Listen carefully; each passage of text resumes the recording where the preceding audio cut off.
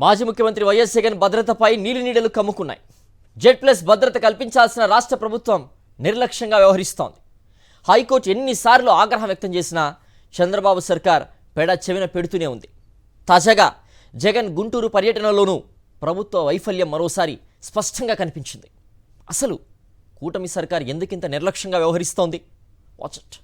ఒకసారి కాదు, రెండు సార్లు కాదు, చంద్రబాబు ప్రభుత్వం పదే పదే బాధ్యతారహిత్యంగా వ్యవహరిస్తోంది. ప్రతిపక్ష నేత భద్రతను గాలికొదిలేసి తమకేమీ పట్టదన్నట్లుగా అత్యంత నిర్లక్ష్యంగా ఉంటోంది. గతంలో అనేక సార్లు హైకోర్టు ఆగ్రహం వ్యక్తం చేసినా ప్రభుత్వంలో మార్పు లేదు. కోర్టు ఆదేశాలంటే పోలీసు శాఖకు అసలు లెక్కే లేదు. తాము చెప్పినా ఎందుకు పట్టించుకోవడం లేదని నిన్నా మొన్నా కూడా పోలీసు బాస్కు హైకోర్టు అక్షింతలు వేసినా మార్పు రాలేదు. తాజాగా వైఎస్ జగన్ గుంటూరు పర్యటనలో భద్రతా లోపాలు మరోసారి కనిపించాయి. జగన్ మిర్చి రైతుల కష్టాలు, సమస్యలు తెలుసుకునేందుకు గుంటూరు వెళ్లారు.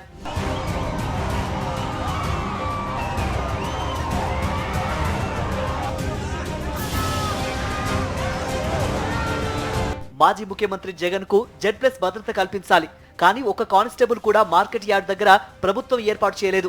జగన్ తాడేపల్లి నివాసం నుంచి బయలుదేరి గుంటూరు వెళ్లే వరకు మార్గ మధ్యలో కూడా ఒక్క కాకి కూడా కనిపించలేదు. హైవే దిగి మార్కెట్ యార్డుకు వెళ్లేంత వరకు దాదాపు 2 కిలోమీటర్ల మేర జనం సముద్రంలా కనిపించారు. జగన్ రాక కోసం ఎదురు చూస్తున్న జనం ఒక్కసారిగా ఆయన కారుపైకి దూసుకువచ్చారు. దీంతో జగన్ కాన్వాయ్ ముందుకు కదలటం బాగా కష్టమైంది.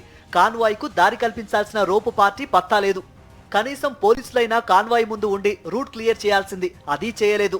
దీంతో వైఎస్ఆర్సీపీ కార్యకర్తలు, నాయకులే మార్గాన్ని క్లియర్ చేసుకుంటూ జగన్ కారును ముందుకు తీసుకెళ్లారు.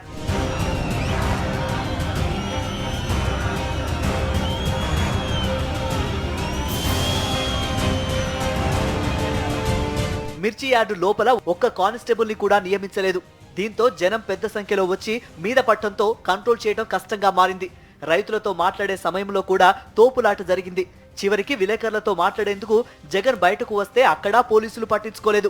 యార్డు ఎదురుగా విలేకరుల సమావేశం ఏర్పాటు చేసిన ప్రాంతంలో రోడ్డు మీద కొంతమంది పోలీసులున్నారు. ఎదురుగా తోపులాట జరుగుతున్నా అక్కడున్న కాకీలంతా చోద్యం చూస్తూ నిలబడ్డారే కానీ జనాన్ని నిలువరించే ప్రయత్నం చేయలేదు. దీనిపై వైఎస్ జగన్ కూడా తీవ్ర ఆగ్రహం వ్యక్తం చేశారు. ఇలాంటి పరిస్థితి మీకు తలెత్తితే ఎలా ఉంటుందో అర్థం చేసుకోమంటూ ఆయన చంద్రబాబుపై ఫైర్ అయ్యారు. ఒక ప్రతిపక్ష నాయకుడు ఇక్కడికి వస్తున్నాడు అనంటే, రైతులతో మాట్లాడే ప్రయత్నం చేస్తున్నాడు అనంటే, కనీసం పోలీసుల భద్రత కూడా చంద్రబాబు నాయుడు గారు ఇవ్వని పరిస్థితి. నేను ఇదే చంద్రబాబు నాయుడు గారికి చెప్తా ఉన్నా, ఎల్లకాలం మీ ప్రభుత్వం ఉండదు. రేపొద్దున ప్రతిపక్షంలో మీరు కూర్చున్నప్పుడు ఇదే మాదిరిగా పోలీసు భద్రత మేము తీసేస్తే ఎలా ఉంటుందో ఒక్కసారి ఆలోచన చేసుకో చంద్రబాబు. నువ్వు చేస్తా ఉన్నది కరెక్టా కాదా అన్నది కూడా ఒకసారి ఆలోచన చేసుకోమని చంద్రబాబు నాయుడు గారికి ఈ సందర్భంగా గట్టిగా చెప్తా ఉన్నాం, విజ్ఞప్తి చేస్తూ. జగన్ కు వస్తున్న ఆదరణ చూసి ఓర్వలేకే చంద్రబాబు సర్కార్ ఇలా వ్యవహరిస్తోందన్న విమర్శలు వినిపిస్తున్నాయి. మంగళవారం విజయవాడ జైలులో ఉన్న వల్లభనేని వంశీని కలిసేందుకు వెళ్లినప్పుడు కూడా జనం భారీగా తరలివచ్చారు. జగన్ తో కరచాలనం చేసేందుకు ఎగబడ్డారు. ఆ జనాన్ని చూసిన తర్వాత చంద్రబాబు, లోకేష్లకు ముచ్చెమటలు పట్టాయి. అధికారం కోల్పోయినా జగన్ పై జనానికి ఉన్న అభిమానాన్ని చూసి వారు కుట్రలకు తెరతీశారు. అందులో భాగంగానే బుధవారం జగన్ గుంటూరు పర్యటనకు భద్రత కల్పించకుండా ఆ కార్యక్రమాన్ని ఫెయిల్ చేసేందుకు ప్రయత్నించారు.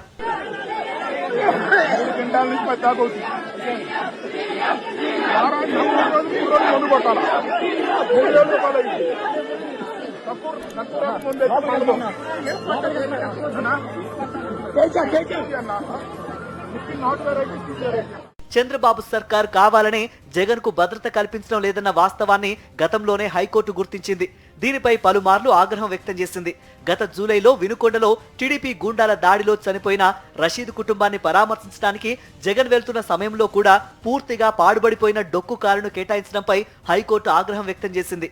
ఒక మాజీ ముఖ్యమంత్రికి కల్పించాల్సిన భద్రతను జగన్ కు కల్పించాలని స్పష్టమైన ఆదేశాలు జారీ చేసినా చంద్రబాబు సర్కార్ పట్టించుకోకపోవడంపై సర్వత్రా విమర్శలు వెల్లువెత్తుతున్నాయి.